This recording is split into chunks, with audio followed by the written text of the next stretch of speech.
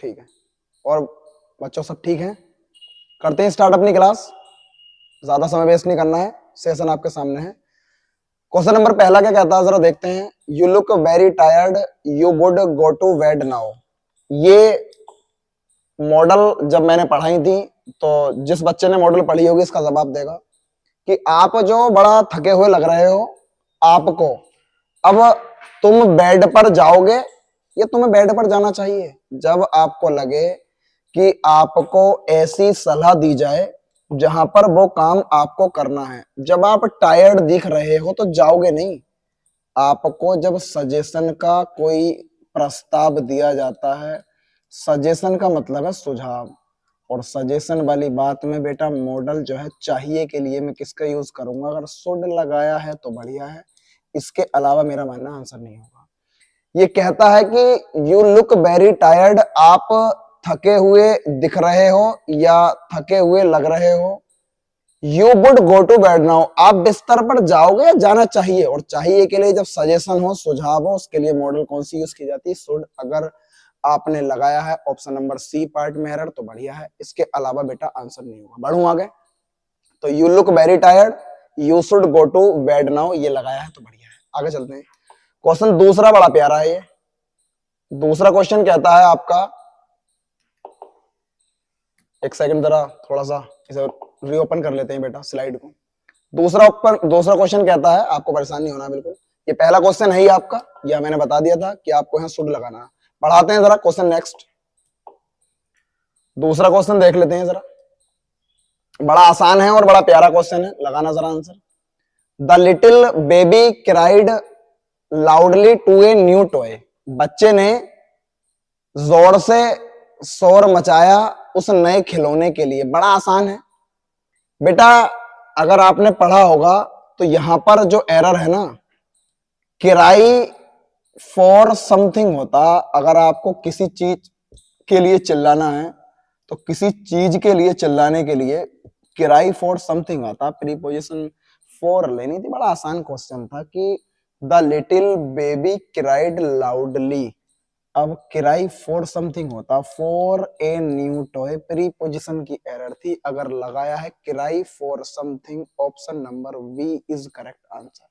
जो छोटा बच्चा था वो नए खिलौने के लिए चिल्लाया। आगे बढ़ते हैं। विदाउट वेस्टिंग एनी टाइम, किसी भी प्रकार का कोई समय वेस्ट नहीं करते। ये तो बड़ा आसान हो गया, खत्म हो गया क्वेश्चन। ये my sister prefers tea than coffee in the afternoon after lunch, मेरी सिस्टर कॉफी के मुकाबले चाय को ज्यादा पसंद करती है आफ्टरनून में, दोपहर में, लंच करने के बाद।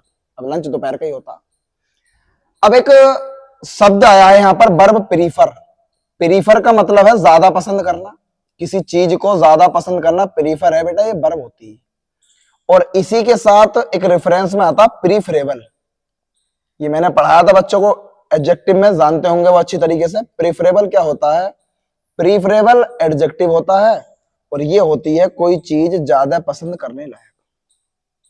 चूंकि दोनों शब्द कंपैरेटिव डिग्री के ही माने जाते हैं। क्यों? क्योंकि मैं एक चीज को दूसरी के मुकाबले प्रीफर करता हूं तो तुलना तो वैसे ही है। अब प्रीफर के बाद तुलना बताने वाला शब्द देन नहीं आता। या तो नंबर वन आंसर टू होता है, अगर टू ना हो तो हम रादर देन से भी काम चला लेते हैं। रादर देन भी इसका नंबर दो आंसर है।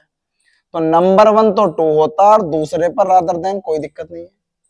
लेकिन मैं आपसे बात करूं प्रीफरेबल, ये ज्यादा पसंद करने लायक चीज है, इसके साथ तुलना बताने वाला शब्द देन भी गलत है, इसके साथ तुलना बताने वाला शब्द रादर देन भी गलत है। सिर्फ और सिर्फ इसके साथ तुलना बताने वाला शब्द टू ही सही माना गया है। ये दोनों इतने प्यारे शब्द हैं, एक वर्ब है और एक दूसरा एडजेक्टिव है। वर्ब से एडजेक्टिव बना दी प्रेफरेबल। अब मुझे बताओ, माई सिस्टर प्रीफेयर्स टी, मेरी सिस्टर चाय को ज्यादा प्रीफर्स करती है। अब देन तो वैसे ही गलत हो गया, प्रीफर के बाद तुलना बताने वाला शब्द टू आता है। अगर आपने लगाई है ए पार्ट में तो बढ़िया है, वरना इसके अलावा आंसर नहीं। हाई कोर्ट का सेशन है, दिवाली पे भी छुट्टी नहीं कर रहा हूं क्लास की, क्लास आपको डेली मिलती रहेगी। मैं चाहता हूं कि मेरा कोई भी बच्चा एक भी दिन समय वेस्ट ना करे। ये भी बड़ा आसान है, इसमें रिलेटिव प्रोनाउन का थोड़ा सा मैटर है, जरा पढ़ लो जो भी रिकॉर्डेड देखते हैं। This is the place here Sudhir found the wallet full of money. ये वही स्थान है जहां पर सुधीर को एक पैसों से भरा हुआ पर्स मिला। वॉलेट होता है पर्स जो हम पहनते हैं, जो मतलब कि जो हमारे जेब में रहता है, मेल का, फीमेल का पर्स हो जाता है। तो वॉलेट और पर्स में बस इतना सा ही फर्क है। अब मैं आपसे कहूं कि एक पूरा सेंटेंस आपका स्टार्ट हुआ कि ये वही स्थान है। अब यहां नहीं, आप जानते हो कि रिलेटिव प्रोनाउन में स्थान को डिनोट करने के लिए ये तो प्लेस ऑफ एडवर्ब हो गया, हेयर देयर। कोई जाने आने की बात थोड़ी ना चल रही। He comes here, he goes there, तो वह यहां आता है और वह वहां जाता है, ये कोई बात नहीं चल रही। भाई मैंने कहा कि माई ब्रदर कम्स हेयर, मेरा भाई यहां आता है, एंड ही गोज देयर, और वह वहां जाता है। ये तो प्लेस ऑफ एडवर्ब। लेकिन मैं जब भी स्थान की बात कहूंगा आपको रिलेटिव प्रोनाउन से जोड़ना, जहां और कहां का सेंस देगा वेयर। अगर आपने हेयर की जगह वेयर करा है तो बढ़िया है। दोबारा पढ़ लेते हैं। दिस इज द प्लेस, ये वही स्थान है। वैन सुधीर, वैन नहीं, अभी तो वही बात आ गई। वेयर का सेंस वैन देगा या आपको वेयर लगाना है? आपको ना हेयर करना ना वेयर वैन करना, आपको आंसर लेना वेयर का।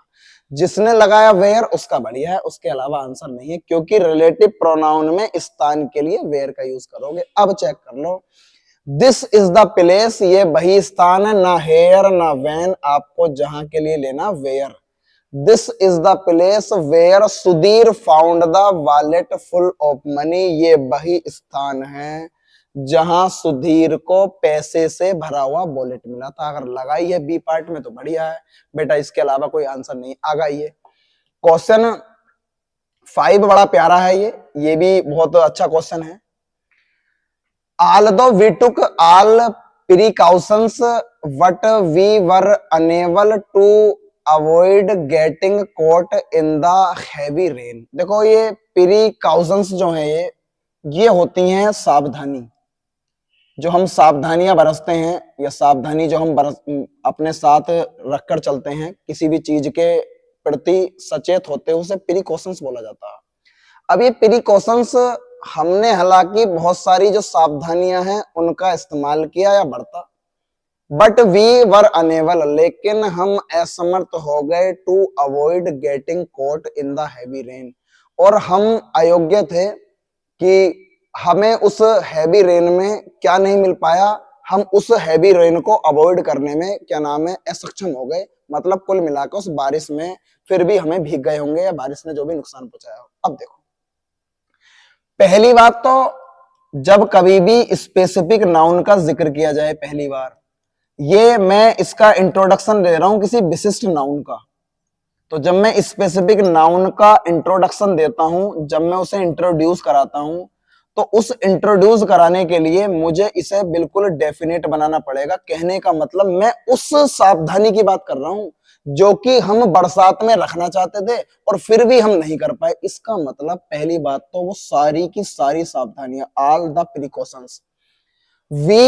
Although we took all the precautions, हमने सारी की सारी सावधानियां बरती। अब देखो, ऑल्दो का जोड़ा बेटा कभी बट से नहीं मिलता, या तो आप हाउएवर से मिला सकते हो या आप इसका जोड़ा यट से मिलाते हो, लेकिन बट से नहीं मिलता। हालांकि हमने बहुत सारी की सारी, ऑल द प्रिकॉशंस, बहुत सारी की सारी सावधानियां बरती। हाउएवर फिर वी वर अनेबल, हम अयोग्य हुए to avoid getting caught in the heavy rain, हाँ हम असक्षम हो गए उस हैवी रेन में, क्योंकि हम अपने आप को बचाव नहीं कर पाए। अगर आपने लगाया है बी पार्ट में तो बढ़िया है। पहली बात तो यहाँ प्रिकॉशन से पहले द, और दूसरी बात आल्दो का जोड़ा या तो हाउएवर से मिलेगा या यट से, लेकिन बेटा बट से नहीं मिलता। ये बढ़िया क्वेश्चन था, अगर लगाया तो अच्छा है। फिलहाल 5 का बी होता। क्वेश्चन नंबर 6 क्या कहता है जरा। अब देखो ये थोड़ा सा टाइपिस्ट जैसे हमारे ऊपर नीचे हो गया, ये क्वेश्चन 6, और मैं आपसे कहूं यहां पर क्वेश्चन 6 हुआ और क्वेश्चन ये 7, इसके ना ये ऑप्शन है क्योंकि मैंने ये क्लोज टेस्ट रखवाया है। अब क्लोज टेस्ट में जो लास्ट वाले 6 और 7 पे पहुंचेंगे उनके ऑप्शन उन्होंने ऊपर दे दिए। अब चेक कर लेते हैं, पहले तो क्लोज टेस्ट को स्टार्ट करते हैं, उसके बाद लास्ट के जो 2 ऑप्शन है ना वो ऊपर निकल गए, वो मैं अपने आप करा दूंगा। एक तो इस वाले का, एक 11 का, एक 12 वाले का, ठीक है। नैनीताल हैज ए रिक्तिस्थान लेक। अब नैनीताल के पास ब्लैंक में कौन सी लेक है? लेक होती है झील। कोई भी अनजान नहीं होगा नैनीताल से, सब घूमे होंगे। देखो सेगेसियस तो समझदार होता, प्लीजिंग का मतलब जो चीज आपको खुश कर दे, एल्यूरिंग का मतलब है मनोहर, जो मन को हर ले, लेकिन ब्यूटीफुल तो लेक होती, जितनी भी प्राकृतिक चीजें हैं सब ब्यूटीफुल होती। नैनीताल में एक सुंदर आपके लेक है, ब्यूटीफुल आएगा। Tourist come from bar far and wide to blank boating here. जो टूरिस्ट हैं वो आते हैं, फार एंड वाइड का मतलब है दूर दराज क्षेत्रों से, टू ब्लैंक बोटिंग हेयर। अब देख लेते हैं जरा अगले वाले ऑप्शन में, दूर दराज क्षेत्रों से लोग यहां पर आते हैं बोटिंग करने के लिए। अब देखो, अब ये बोटिंग करेंगे तो बोटिंग का क्या करेंगे बेटा? बोटिंग को प्यार नहीं करेंगे, एडोर प्यार करना होता। बोटिंग को सेलिब्रेट नहीं करेंगे, सेलिब्रेट तो किसी की शादी का, पार्टी का जश्न मनाना होता। मैं करूं एप्रिसिएट तो प्रशंसा करनी होती है, लेकिन जब बोटिंग आप नदी में करोगे उसका लुत्फ उठाते हो, अगर एंजॉय लगाया तो बढ़िया है। तो tourist come from far and wide, लोग दूर दराज क्षेत्रों से आते हैं टू एंजॉय बोटिंग हेयर, यहां पर बोटिंग का एंजॉय करने। आगे आओ, आगे मैं ऑप्शन आपके सामने रख ही देता हूं, क्योंकि आपको फिर वहां दिक्कत पड़ेगी ढूंढने में। जरा लगाओ, लग दिए लो आपके सामने option. There is a skating place behind it. इसके पीछे एक स्केट करने का स्थान है। आप जानते हो स्केटिंग, जो वो आपके जूते होते हैं, जूतों के नीचे से आप देखते हो पहिए से लगा देते हैं वो टायर, और व्यक्ति उससे खूब रैपिड स्पीड के साथ दौड़ सकता है, उसे स्केट बोलते हैं। बर्फ में भी की जाती है। यहां पर एक स्केटिंग प्लेस है बना हुआ, इसके पीछे प्यूपिल हु स्केट हेयर, जो लोग यहां पर स्केट करते हैं से कहते हैं that the ride seems to go round with them. जो इसके पीछे स्केट करते हैं वो लोग कहते हैं कि ऐसा लगता है कि हमने इस नैनीताल के चारों तरफ चक्कर लगा लिया है, या इस नैनी जो झील है नैनीताल की, उसके चारों तरफ हम घूम चुके हैं। आगे चलो, evening are also pleasant here. यहाँ की शामें बड़ी प्यारी होती हैं। शाम का मतलब है जितनी भी इवनिंग्स गुजरेंगी बड़ी ही प्यारी होती हैं। बताएंगे क्यों होती हैं। The blank of the electric lights look as if they are dancing in the ripples of the lake. अब ये कहना चाह रहे हैं जो ब्लैंक है लाइट का, देखो इलेक्ट्रिक लाइट्स, अगर आपको लगे ना प्रकाश का, तो बेटा प्रकाश का हमेशा जो होता है ना वो परावर्तन होता है, क्योंकि लाइट ना हमेशा रिफ्लेक्शन मारती है। अब लाइट रिफ्लेक्शन करेगी तो लाइट कभी अपनी छाया नहीं देगी, शैडो। लाइट शोर शराबा नहीं मचाएगी, गूंज होता गूंज, ये शोर शराबा। लाइट दर्पण नहीं करेगी, दर्पण तो ये मिरर हो गया, लेकिन लाइट का हमेशा प्रकाश का परावर्तन होता है। अब ये कह रहे हैं the reflection of the electric lights. Answer दे दिया, विद्युत की जो लाइट है, विद्युत का जो प्रकाश है, जो ये प्रकाश का परावर्तन है, लुक्स एज मानो if they are dancing in the ripples of the lake. Ripples का मतलब है लहरें, जो उसकी तरंग या लहरें होती हैं। आप देखना कभी शाम के समय जब हवा चलती है तो शांत पानी में ना एक हलचल सी मचती है, उसे लहरें ही बोला जाता है। तो पानी जब लहरता है उसे बोलते हैं रिपल्स। तो the reflection of the electric lights, जो इलेक्ट्रिक लाइट्स का रिफ्लेक्शन है, look as if they are dancing in the ripples of the lake. ऐसा लगता है जैसे कि वो जो प्रकाश का परिवर्तन है, जो प्रकाश का परावर्तन होता है, वो ऐसे लगता है कि मानो कि वो झील में ना डांस कर रही हो। आप देखना कभी लाइट पड़ रही हो, प्रकाश का परावर्तन हो रहा हो, रिफ्लेक्शन, और पानी में ना एकदम से जैसे स्विमिंग पूल है, स्विमिंग पूल के चारों तरफ ना एक तरीके की आप देखते हो कि लाइट लगी होती है, रात में नहाना कभी, और जब पानी चलेगा तो वो जो लाइट है ना वो ऐसा लगेगा जैसे डांस कर रही है। ये सभी ऐसे कह रहे हैं कि जो प्रकाश का परावर्तन है, ऐसा लगता है कि वो जो लेक में ना उसकी लहरें डांस कर रही हो। आगे देखते हैं। ट्रूली, सत्यता इस बात की है, नैनीताल इज एन, नैनीताल है रिक्तिस्थान सिटी ऑफ रिक्तिस्थान ब्यूटी। नैनीताल कैसा शहर है और किस सुंदरता का। अब मैं दोनों ऑप्शन, एक तो 11 और बेटा एक 12 देखते रहना, इसे ब्यूटी को गोल कर लेना और वहां पर सिटी को गोल कर लेना। अब देखो इसके ऑप्शन निकल गए ऊपर, वो हो गया तो थोड़ा सा हो जाता टाइप में होते हुए, आज गलती से हो गया वो। अब देखो पहले वाले का जो आंसर है, उन्होंने कहा है कि नैनीताल जो है वो कैसा शहर है। अब देखो आंसर लगाना, नैनीताल कैसा शहर है, नैनीताल सिटी है ना, रिक्त स्थान, अभी बता दूंगा। देखो ओपिलैंड तो अमीर होता, अमीर या धनी तो व्यक्ति होते हैं, ये नहीं होगा बेटा। नैनीताल इरिटेटिंग, जिससे आपको नफरत या चिड़न हो, तो नफरत चिड़न होगी तो आप क्यों जाओगे भी नैनीताल घूमने। ओमिनस अशुभ होता, अगर अशुभ जगह होगी कोई या कोई चीज ऐसी अभागी होगी तो क्यों जाओगे। लेकिन नैनीताल एक एक्सीलेंट सिटी है, जिसे बोलते हैं उत्कृष्ट शहर। नैनीताल एक परफॉर्मेंस देने वाला कह सकते हो, जो बहुत ही शानदार प्रवृत्ति का है। तो एक्सीलेंट सिटी है, उत्कृष्ट शहर है। अब देख लो उत्कृष्ट शहर है और कैसी ब्यूटी है। अब मुझे भरना है ब्यूटी को, मैंने दोनों शब्द उठा लिए बेटा, अब क्या भरना है ब्यूटी। अब नैनीताल कैसी ब्यूटी का उत्कृष्ट शहर है, लॉजिकल तो रीजनिंग से होती, तर्क शक्ति का मतलब नहीं है, खत्म हो गया ये। सिंथेटिक कल भी बताया था, ये तो आपका कृत्रिम है, जो मैंने बताया था जो आर्टिफिशियल होता है उसे सिंथेटिक बोलते हैं। अब मैं आपसे कहूं क्रोनिक, तो ये तो समय से रिलेटेड होता, समय की कोई बात नहीं चल रही, लेकिन नैनीताल जो है वो नेचुरल ब्यूटी होती है, प्राकृतिक सुंदरता। नैनीताल प्राकृतिक सुंदरता का उत्कृष्ट शहर है। अगर सिटी से पहले एक्सीलेंट आएगा और ब्यूटी से पहले नेचुरल आएगा, मैं वहां दोबारा भर देता हूं बेटा उस पूरे आपके जो भी क्लोज टेस्ट है ये वाला, जो यहां तक लास्ट हो गया था हमारा। अब देखो लास्ट में बोला गया था, चार ऑप्शन पढ़ लिए, दोबारा देख लेना पीडीएफ। इन्होंने कहा है, ये कह रहे थे the reflection of the electric light, जो इलेक्ट्रिक लाइट्स का रिफ्लेक्शन है वो ऐसा लगता है जैसे कि वो नैनीताल की जो लेक में लहरें हैं ना उसमें डांस कर रही हूँ। ट्रूली सत्यता इस बात की है कि नैनीताल इज एन, बताया था नैनीताल एक एक्सीलेंट सिटी है, उत्कृष्ट शहर है। और उत्कृष्ट शहर कैसी सुंदरता का है, नेचुरल ब्यूटी होती है, प्राकृतिक सुंदरता। अगर ये लगाया है तो ठीक है, आगे चलते हैं बेटा। क्वेश्चन नंबर जो हमारा नेक्स्ट है, अब बढ़ते हैं आगे। अब फिर वही थोड़ा सा ग्रामर की बात आ गई। सी इज ब्लैंक, ये सैटिन साड़ी होती है, जैसे सिल्क की हो, सैटिन की हो, तो ये साटिन की साड़ी है, साटन बोल देते हैं वैसे से, साटन कपड़ा, जैसे कि सिल्क हुआ साटन हुआ, तो ये साटन है, साटन की साड़ी है।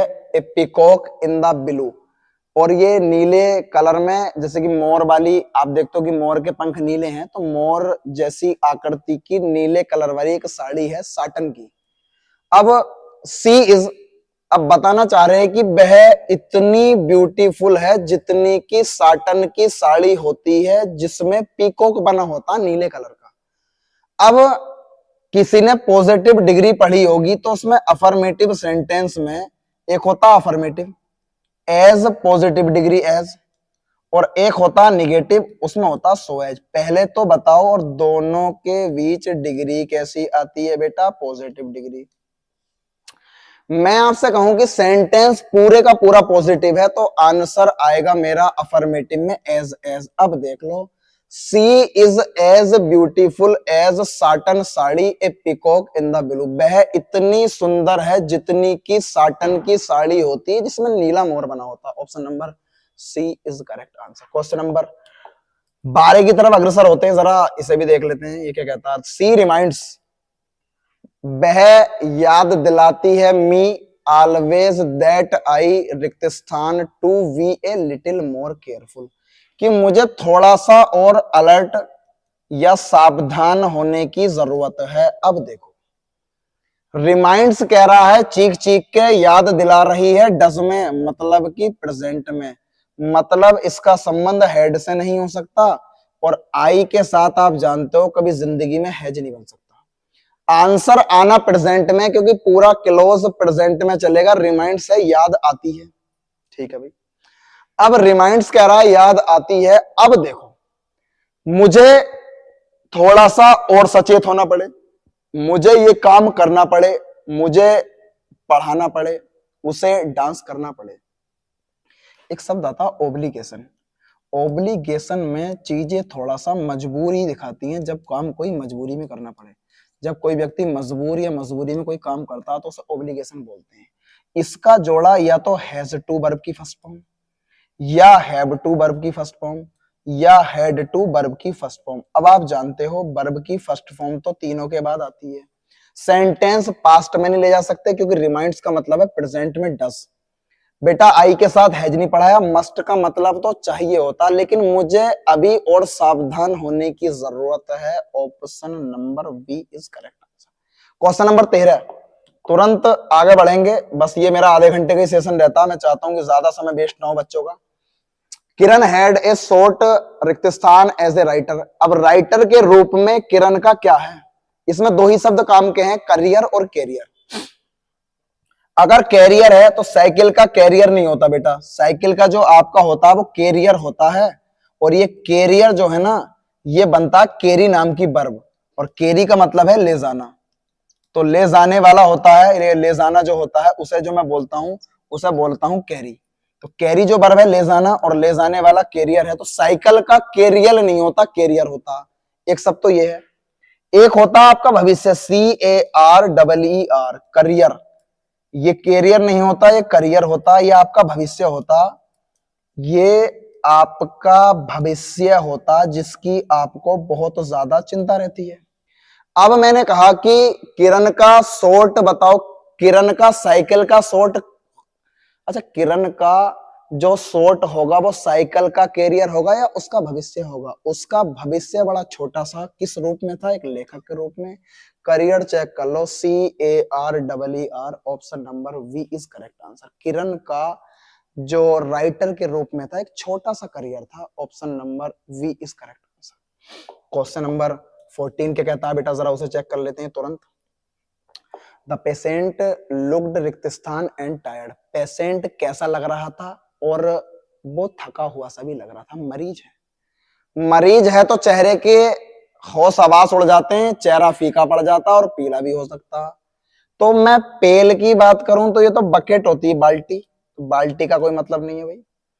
अगर मैं बात करूं पील, ये होता है छाल, छीलना, पेड़ की छाल वगैरह जो होती है। अगर मैं PALL करूं तो ये मास्क होता, जो आदमी अपने चेहरे को कवर कर लेता है जिसे आप मास्क बोलते हो, वो ये होता। लेकिन एक पेल होता है पीला, या कह सकते हो हल्का, हल्का या पीला। और कभी भी कोई मरीज हो, उसमें खून की कमी हो सकती है तो उसका चेहरा पीला पड़ सकता है, और पीला कलर हल्के का ही एक प्रतीक होता है। सिंपल सी बात है। पेशेंट लुक्ड पेल, पेशेंट जो था वो बड़ा, उसका चेहरा उतरा हुआ सा लग रहा था, और साथ ही साथ कैसा लग रहा था? थका हुआ, क्योंकि पेल का मतलब होता है किसी के चेहरे का रंग उतर जाना या पीला पड़ जाना। आगे चलते हैं, क्वेश्चन नंबर 14 का बी। आइए 15 पर जरा बेटा लगाइए, ये क्वेश्चन बड़ा प्यारा है, देखता हूं कौन लगाएगा। इस क्वेश्चन को लगाइए तुरंत, और ये क्वेश्चन लगाओगे तो आप ग्रामर आपकी पूरी होगी, फिर सीधा वोकैब की तरफ चलेंगे, उसमें शायद ट्रांसफॉर्मेशन और नरेशन है। The police were on high alert on account of the blank convict who had killed many people. अब कन्विक्ट होता है दोषी, कन्विक्ट का मतलब है दोषी, अपराधी, जिसने अपराध किया हो। अब पुलिस जो थी बहुत ज्यादा हाई अलर्ट पर हो गई थी, बड़ा ही सख्त अलर्ट मिल गया था उसे, या सख्त ही दिशा निर्देश मिल गए थे। क्यों? अब बताना चाह रहे हैं कि ऑन अकाउंट ऑफ, किसकी वजह से? Blank convict who had killed many people. अब वो वाला जो दोषी होगा क्या हो गया होगा? देखो, रन आफ्टर का मतलब तो है किसी के पीछे भागना, किसी के पीछे भागना। अब आप क्या नाम है, दोषी जो था उसके पीछे तो भाग नहीं रहे होगे, क्योंकि जब पुलिस प्रशासन हाई अलर्ट हुआ तो उसके पीछे भागने से नहीं हुआ होगा। बाकबे का मतलब है टहलकर दूर पहुंच जाना। टहलते हुए जब आप दूर पहुंच जाते हो तो ये वाकबे आता। लेकिन अगर मैं कहूं इलोप, ये होता प्रेमी या प्रेमिका का भाग जाना, प्रेमी प्रेमिका का भागना, और प्रेमी और प्रेमिका का भाग जाना होता है, तो बेटा इसे इलोप बोलता हूं। लेकिन एक ऑप्शन डी है, लिख लो, हिरासत से छुटकर भाग जाना, हिरासत से छुटकर भाग जाना। और जो कोई पुलिस की हिरासत से छुटकर भाग जाता है उसे मैं जो बोलूंगा उसे आप बोलोगे रन अवे। अगर आपने लगाया है ऑप्शन नंबर डी तो बढ़िया है, इसके अलावा बेटा इसका आंसर नहीं होगा, ये होता पुलिस की हिरासत से। अब पढ़ो, the police were on high alert, police बड़े ही सख्त और हाई अलर्ट के साथ थी या उसे बड़े ही सख्त दिशा निर्देश दिए हुए थे। ऑन अकाउंट ऑफ, किस जिम्मेदारी पर? The run away convict who had killed many people, जो हिरासत से छुटकर अपराधी भाग गया था जो कि बहुत सारे लोगों को मार चुका था, इसलिए पुलिस जो थी वो हाई अलर्ट पर थी। Option number D is correct answer. 16 पर आइए, क्लास का सेशन ज्यादा नहीं करेंगे, मुझे लगता है कि समय ज्यादा लगना ही नहीं चाहिए। बेटा इसे लगाओ, he said comma inverted comma let us wait for the award, हमें जो है अवार्ड के लिए इंतजार करना चाहिए, आओ या अवार्ड का इंतजार करते हैं। सिंपल सी बात है, कभी भी लेटस हो तो ये जो रिपोर्टिंग वर्ब है, ये आपकी रिपोर्टिंग जो वर्ब है ये बेटा सजेस्टेड या प्रपोज में टूटती, चेक कर लो। एक तो प्रपोज्ड है इसमें, एक है प्रपोज्ड इसमें। भाई साहब आप खत्म, आप खत्म। दो ऑप्शन मैंने काट दिए, बी और डी, लड़ाई चलनी है ए और सी में। अब जब मैं प्रपोज्ड करता हूं दैट, तो देखो जब ये लेट अस है वी के अनुसार फर्स्ट पर्सन के अनुसार चेंज होगा, वी क्योंकि फर्स्ट पर्सन है, और जो मेरा फर्स्ट पर्सन है वो सब्जेक्ट के अनुसार। अब जब यहाँ ही है, आई होता तो ही आ जाता, लेकिन जब वी प्लूरल है तो ही का प्लूरल भी क्या होता? दे। और बी किस अनुसार चेंज होना चाहिए था? दे के। अगर आपने करा है ऑप्शन नंबर ए तो बढ़िया, इसके अलावा आंसर नहीं। He proposed that they should wait for the award, उन्हें इंतजार करना चाहिए, क्योंकि बेटा आप वी को दे के अकॉर्डिंग ही चेंज करोगे, प्लूरल ही तो चेंज होते हैं। आगे आइए, क्वेश्चन नंबर 17, ये आपके मैंने वॉइस रखवा दी, पहले ट्रांसफॉर्मेशन थी आपके वॉइस है, सॉरी पहले नरेशन थी आपके ट्रांसफॉर्मेशन है जिसे हम बोलते हैं वॉइस। जरा लगाइए 17 क्वेश्चन क्या कहता है? The meeting was called off, meeting को स्थगित कर दिया गया था।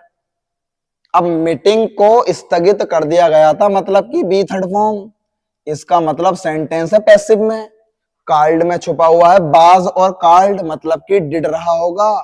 अब किसी ना किसी ने तो मीटिंग को किया होगा, someone called off the meeting, called में डिड है, डिड ही बाज में जाता है। अगर लगाया है ऑप्शन नंबर सी तो बढ़िया है, इसके अलावा आंसर नहीं है। क्वेश्चन नंबर 18 की तरफ अग्रसर होते हैं तुरंत बिना रुके, लगाइए जरा, देखता हूं कौन लगाता है इसे। By whom were these letters return, बेटा वॉइस है, दोबारा वॉइस आ गया, फिर इस वॉइस को तो तुरंत कर दिया करो एकदम। 10 नंबर एसएससी स्टेनो वालों के और 1 नंबर है आपका हाईकोर्ट वालों का। By whom were these letters return, simple सी बात है, बाई होम है तो सेंटेंस पैसिव में है, इसका मतलब सेंटेंस जाएगा एक्टिव में। बाई होम है तो ये हु में जाएगा, चेक कर लेते हैं सब में हु है। अब ये वाले लेटर्स किसके द्वारा लिखे गए थे? सिंपल सी बात है, बर आया है तो डिड होगा, और लेटर के अनुसार जब मैं चेंज करूंगा तो मैं एक बात बताऊं, जब ये बर रिटर्न है तो बर रिटर्न होगा डिड, और राइट में जब डिड लगाओगे तो बनेगा wrote, who wrote these letters. Option number D is correct answer, इसके अलावा आंसर नहीं होगा, क्योंकि साफ साफ कह रखा बर और रिटर्न, इसका मतलब बर जो चेंज होता है ना बरबाज, वो डिड के अनुसार डिड और राइट हो जाएगा wrote. Option number D is correct answer. आगे आइए, क्वेश्चन नंबर 19 जरा क्या कहता है इसके बारे में सुन लेते हैं थोड़ी सी। She is really interested in the study of religion, वो जो है स्टडी ऑफ रिलीजन में इंटरेस्टेड है बेटा, वन वर्ड है, अंडरलाइन मैं कर देता हूं, पूरी तरीके से समझ चुका हूं क्वेश्चन क्या है। ये आपका वन वर्ड है कि वो इंटरेस्टेड रहती है, रुचि लेती है जो धर्म का अध्ययन है। अब स्टडी ऑफ रिलीजन, भगवान के बारे में पढ़ाई, धर्म का। दुनिया का कोई भी लॉजी हो वो हमेशा अध्ययन कहलाता, लॉजी हो या ग्राफी हो, हम हमेशा अध्ययन की बात करते हैं, मतलब कि उसमें चलती है स्टडी। अब चेक कर लेते हैं, अगर मैं बात कहूं तो बेटा अगर बात करते हैं पहले ऑप्शन बी से स्टार्ट करते हैं, फिलोलॉजी, ये होता भाषा का अध्ययन, विज्ञान की वो शाखा जहां हम भाषा का अध्ययन करते हैं वो फिलोलॉजी है। मैं कहूं आपसे लेक्सिकोग्राफी, लेक्सिको का मतलब डिक्शनरी लिखने की, अगर आप में शब्दकोश लिखने की कला है, शब्दकोश लिखने की कला, शब्दकोश लिखने की जो कला है उसे लेक्सिकोग्राफी कहते हैं। जो लिखने वाला होता है उसे बोलते हैं lexicographer. A person who compiles a dictionary is called lexicographer. और मैं कहूं आपसे कि जो शब्दकोश लिखने की कला है तो आप कह सकते हो the art of writing dictionary is called कहलाती है लेक्सिकोग्राफी। आ गई है। मैंने कहा बेटा पी सेफोलॉजी नहीं होता, ये सेफोलॉजी होता, पी साइलेंट है। ये होता है आपका जब हम जब मतदान होता है उसका विश्लेषण करते हैं। मतदान हो, चुनाव हो, तो चुनाव का जो विश्लेषण किया जाता है उसे सेफोलॉजी कहा जाता है कि भाई कौन सी पार्टी को कितने वोट मिले, वहां कितने % मतदान हुआ, इसे सेफोलॉजी। लेकिन एक ऑप्शन है थियो का मतलब है थी आता गॉड के लिए। अगर मैंने कहा अगर मुझे भगवान या धर्म के बारे में अध्ययन करना है, स्टडी करनी है, तो थियोलॉजी पर जाओगे। Option number A is correct answer. आ गई पके पकाए बने बनाए शब्द हैं, आपको करने हैं याद। ये देखते हैं जरा। A person who is against the use of violence and war to settle disputes. अच्छा, मैं वायोलेंस की बात करूं तो बेटा हिंसा है, और हिंसा में ना हमेशा उग्रता होती है, मतलब कि अवसाद पैदा करता है। वन वर्ड है बेटा ये भी। एक व्यक्ति जो अहिंसा को टालता है या अहिंसा के खिलाफ रहता है, एंड वार, और जो युद्ध और अहिंसा दोनों को टालेगा और सेटल करवाता डिस्प्यूट, जितने भी झगड़े हैं उनके बीच आपसी सहमति कराएगा, ऐसा व्यक्ति क्या है? एक ऐसा व्यक्ति जो अहिंसा और झगड़ों के खिलाफ रहेगा और कहता है जितने भी झगड़े हैं उनमें समझौता करवाता, ऐसा होता है व्यक्ति शांतिवादी। अब शांतिवादी fatalist faith, a person who believes in faith, एक व्यक्ति जो भाग्य में विश्वास रखने वाला है उसे बोलता हूं भाग्य में विश्वास रखने वाला, फेटलिस्ट हो गया। मैं आपसे कहूं हेडोनिस्ट, बेटा ये होता है भोग विलासितावादी, जो जिंदगी के सुख नहीं खाली सुख में, तो ये होता है भोग विलासिता में रहने वाला। और ऐसा व्यक्ति जो भोग विलासिता में रहेगा उसे बोलता हूं मैं हेडोनिस्ट, जिसे जिंदगी के सुख से ही मतलब है। मिसोगाइनिस्ट, मिस होता है नफरत, और आपको कहीं भी गाय नहीं मिले, ये होती स्त्री, आईएसटी का मतलब नाउन, स्त्री से नफरत करने वाला। एक व्यक्ति जो स्त्री से नफरत करेगा ये होता मिसोगाइनिस्ट, और अगर शादी से नफरत करने वाला है तो वो मिसोगेमिस्ट होता। लेकिन पैसिफिस्ट होता है शांति बनाने वाला, एक ऐसा व्यक्ति जो शांतिवादी है, जिसे शांति बहुत पसंद है और वो लोगों से शांति बनाना ही के लिए गुहार लगाता, रिक्वेस्ट होता पैसिफिस्ट। आगे चलते हैं। क्वेश्चन नंबर 20 का हो गया सी बेटा, पैसिफिस्ट होता है। आगे ये जरा 5 क्वेश्चन हो रहे हैं, बस ये निपटा लेते हैं मात्र 2 मिनट के अंदर अंदर। The apples of one size, बड़ा प्यारा क्वेश्चन है। किसी की आंखों का सेब होना या किसी की आंखों का स्टार होना। अब किसी की आंखों का तारा होना या किसी की आंखों का सेब होना बराबर ये है मुहावरा इडियम। अब इडियम तो मुहावरा है, शाब्दिक अर्थ छुपा होता असली अर्थ में। किसी की आंखों का प्यारा होना बराबर बहुत प्यारा होना, very dear. Option number B is correct answer. आ गई है। क्वेश्चन 22 क्या कहता, जिस पर समय खराब नहीं करना, रुकना ही नहीं है। 22 भी इडियम है, और इडियम बस सिर्फ आपको ये पढ़ना है, वैन पिग्स पिलाई, और ये भी मुहावरा है। इतना प्यारा क्वेश्चन है कि एग्जाम में आया हुआ कई बार। ये बोल रहे हैं कि जब सुअर उड़ने लगे, पिक्स होता जो सुअर होता उसे पिक्स बोलते हैं। बताओ सुअर के पंख होते हैं क्या जो उड़ने लगेगा? इसका मतलब जो काम दुनिया में कभी नहीं हो सकता उसे कहते हैं जब सुअर उड़ने लगे, मतलब कि समथिंग दैट इज इम्पॉसिबल, एक ऐसा काम जो असंभव है उसे बोलेंगे जब सुअर उड़ने लगे, व्हेन पिग्स फ्लाई। आगे आइए 23 क्वेश्चन, सत्र जल्दी निपटाते हैं, कोई ज्यादा अब इसमें बचा कुछ नहीं है। मैंने कहा आपसे she has become a familiar figure in the world of politics. अब फेमिलियर फिगर है तो फेमिलियर का मुझे सिनोनियम लगाना, बस मुझे और कुछ नहीं चाहिए था, इसमें सिनोनियम ही लगवाना है मुझे। तो फेमिलियर होता परिचित, और परिचित के लिए सिनोनियम कौन सा जरा देख लेना। लिजेंड तो ये महान होता, ग्रेट, कोई व्यक्ति अगर महान व्यक्ति है, ग्रेट और फेमस, ये लिजेंड हो जाता। मैं आपसे कहूं एलिवेटेड, एलिवेटेड का मतलब है अगर मैं कहूं कोई अगर उन्नति कर रहा, एलिवेशन मिलता है किसी को, उन्नति करना या ऊपर उठना। अगर आप जमीन से ऊपर उठ रहे हो तो आप एलिवेटेड हो रहे हो, मतलब कि आप अपनी चीजों को बढ़ा रहे हो। फैंसी तो फैंसी फंटेस्टिक, ये तो काल्पनिक है, जहां फियरी की दुनिया होती, परियों की दुनिया, उसे बोलते हैं काल्पनिक। लेकिन अगर फेमिलियर है तो नन हो जाएगा, परिचित, इसे बोलते हैं जान पहचान वाला। बी लगाओ। 24 तुरंत सुपरफास्ट स्पीड के साथ निपटाता हूं उसे। Improved rail transport is essential for business. Essential underline है, मतलब इससे ही है। सिनोनियम लगाओ जरा तुरंत फटाफट, 1 सेकंड का समय देता हूं। अब इसेंशियल का सिनोनियम, इसेंशियल होता है बड़ा जरूरी, जरूरी या महत्वपूर्ण होता है, आप बोलते हो इसेंशियल को। अब मैं कहूं आपसे, अगर मैं रिकमेंडेड की बात करता हूं तो रिकमेंडेड तो सिफारिश करना होता है किसी की। जब आप किसी का जोर लगा रहे हो तो ये सिफारिश करना है, किसी की तरफ से गुहार लगाना, ये तो खत्म हो गया। मैं कहूं टेक्निकल तो ये तो तकनीक होता। अगर जो आपके अंदर टेक्निक है, अगर तकनीक है तो हम उसे टेक्निकल बोलते हैं। मैं कहूं आपसे ट्रिवियल तो ये तो बड़ा ही नकारात्मक वर्ड है, होता तुच्छ, कोई बेकार है, तुच्छ है। लेकिन क्रूशियल होता है निर्णायक, और निर्णायक चीज ही बड़ी जरूरी होती है। आपने लगाया है ऑप्शन नंबर डी तो बढ़िया है, इसके अलावा आंसर नहीं है। फिलहाल सेकंड लास्ट क्वेश्चन, इसेंशियल जरूरी होता है, उसका सिनोनियम आपका हो जाएगा। अच्छा, इंपोर्टेंट भी आ जाता है कभी कभी, कभी आप कहोगे सर यही बता रहे हो, इंपोर्टेंट लिख लो, ये भी महत्वपूर्ण होता। तो आप नेसेसरी भी होता, आपसे कोई पूछने लगे नेसेसरी भी इसका सिनोनियम है। बहुत सारे वर्ड हैं। फिलहाल आंसर जो बनेगा यहाँ क्रूशियल आगा। ये लास्ट क्वेश्चन, ये बेटा स्पेलिंग्स हैं, एक स्पेलिंग भी रखवाता हूँ। हाई कोर्ट में स्पेलिंग पक्का आनी 100%। आपको क्या काम करना है, इसमें से इनकरेक्ट वाली स्पेलिंग निकालो। जो इनकरेक्ट है वो वाली निकालनी है, और 3 करेक्ट है इसमें, 1 इनकरेक्ट है, मैंने लिख दिया। अब चेक कर लेते हैं। एप्रिसिएट, APPRECIAT, बिल्कुल सही। एप्रिसिएट होता है प्रशंसा करना, बिल्कुल सही है, यहां कोई भी दिक्कत नहीं है, बिल्कुल सही है।